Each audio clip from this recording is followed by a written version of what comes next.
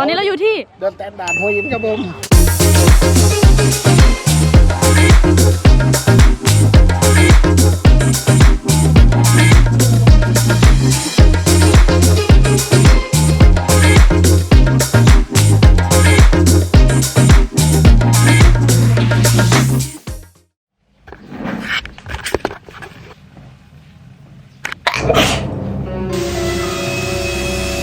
สวัสดีค่ะ subscriber ทุกคนที่กำลังดูวอร์มอยู่ในตอนนี้นะคะใช่ค่ะวอร์มขอสารภาพว่าวอร์มเนี่ยไม่ได้อัดวิดีโอมานานพอสมควรนะคะคือที่วอร์มไม่ได้อัดวิดีโอมาหลายเดือนนะคะเพราะว่าคือวอร์มเนี่ยอยากจะโฟกัส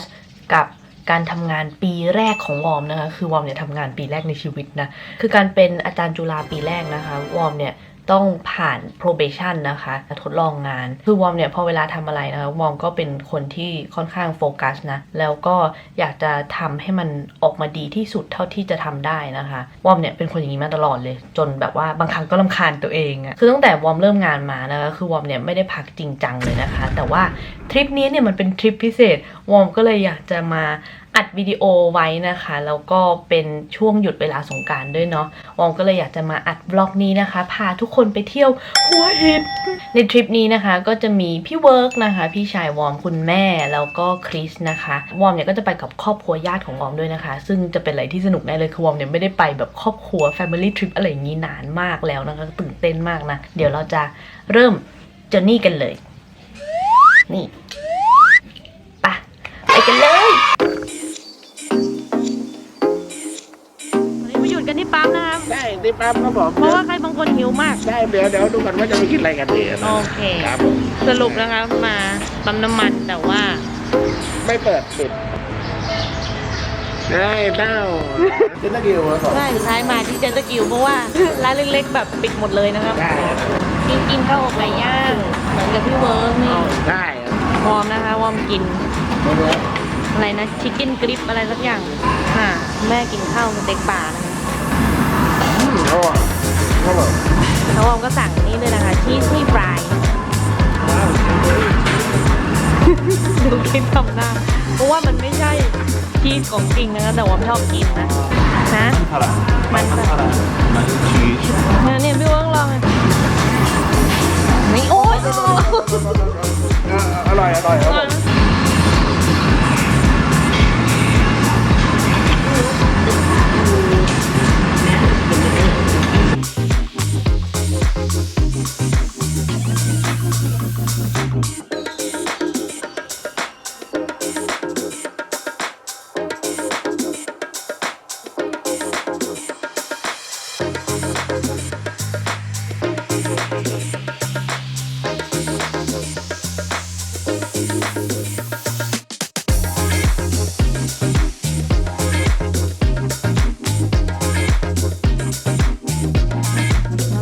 โรงแรมปั๊บนะคะพวกวองก็ไปเล่นน้ำทะเลกันนะแล้วก็เพิ่งกลับมานะคะที่จะไปกินข้าวในอาหารที่อยู่ในโรงแรมนี่นะคะ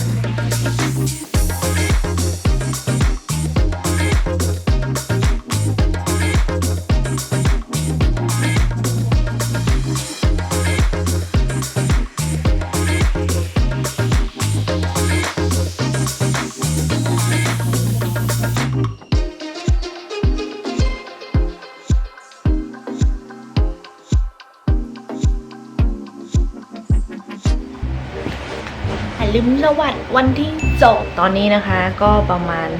8:30นะคะวอมเนี่ยโดนคุณแม่ปลุกนะครับอยากจะบอกว่ายังไม่ตื่นเลยเดี๋ยวเราจะไปกินข้าวเช้ากันนะคะ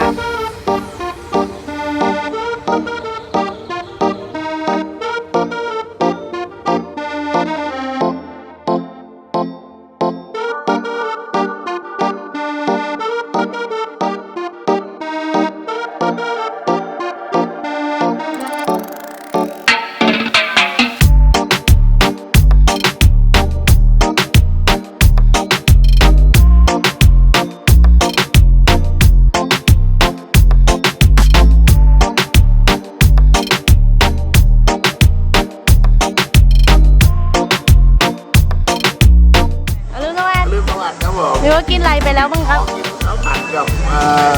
แพนเค้กต้องโหครับผมต้องโหอร่อยมาก อร่อยที่สุด ปลาต้องหัวอะไรด้วย ปลาต้องโกะใช่ไหมเดี๋ยวฉันจะไปลองปลาต้องโกะ นมก็หวาน ได้พร้อมว่ายน้ำหรือยัง พร้อมแล้วครับผม ตอนนี้เพื่อเหงื่อแตกเลย ใช่ร้อน ร้อนมากครับสงกรานต์นะ เขาไม่ตัดน้ำก็ลงน้ำ แฟมิลี่ทริปนะคะทุกคน ครับผมใช่ ตอนนี้นะคะเล่นกันที่สระก่อนแล้วก็เดี๋ยวค่อยอะไรนะ ลงน้ำ เดี๋ยวค่อยลงทะเลนะคะทะเลอยู่ด้านหลังเรานี่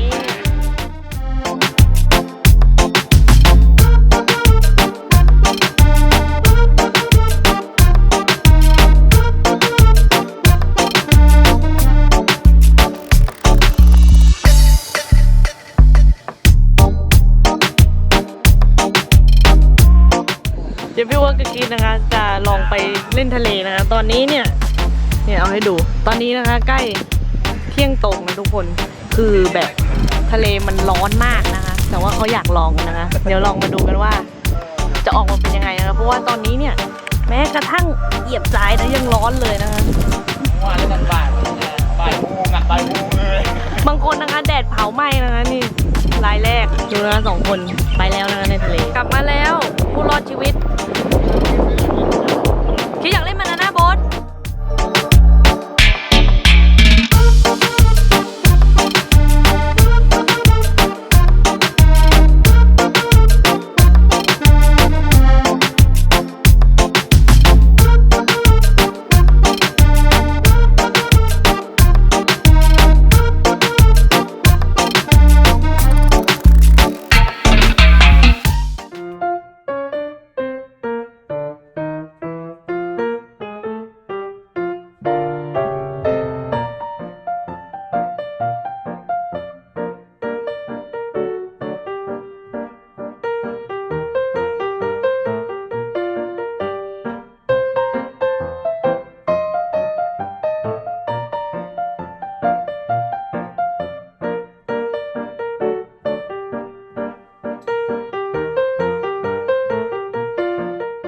ตอนนี้เราอยู่กันที่ไหนครับ โรงแรมเพชรบุรีครับผมเดี๋ยวดูก่อนว่าจะกินอะไรกันดีครับผม ครับเนี่ยดูหน้าพี่โอตอนนี้ หิวเว้ย หิวแบบหน้าแดงมาก ใช่ กลัวโดนอะไรมาครับ โดนแสงอาทิตย์ก็แปลว่าตากแดดแล้วตัวไหม้ ตัวไหม้นี่นะครับอยู่กับชีสส่วนคุณแม่กินอะไรคะคุณแม่ดูสลัดก่อนเลยนะมองก็แทนพอสมควรเลยนะคะจากทริปนี้นะคือสาขานี้เนี่ยเขาจะเน้นอาหารนะมีอาหารเยอะมากแต่ว่าขนมเนี่ยมีน้อยนะคะเท่าที่มองไปดูที่สาขาพัทยาเนาะที่สาขาพัทยาจะขนมเยอะมาก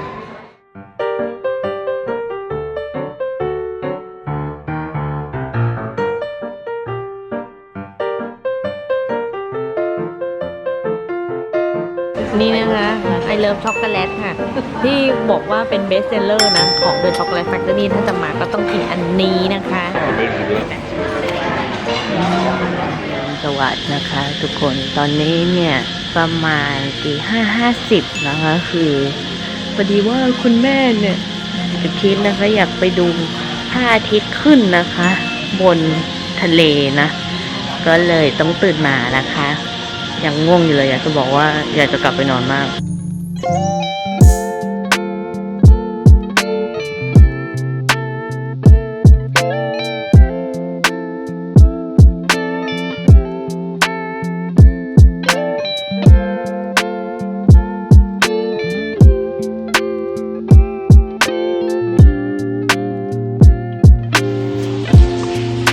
ฮัลโหล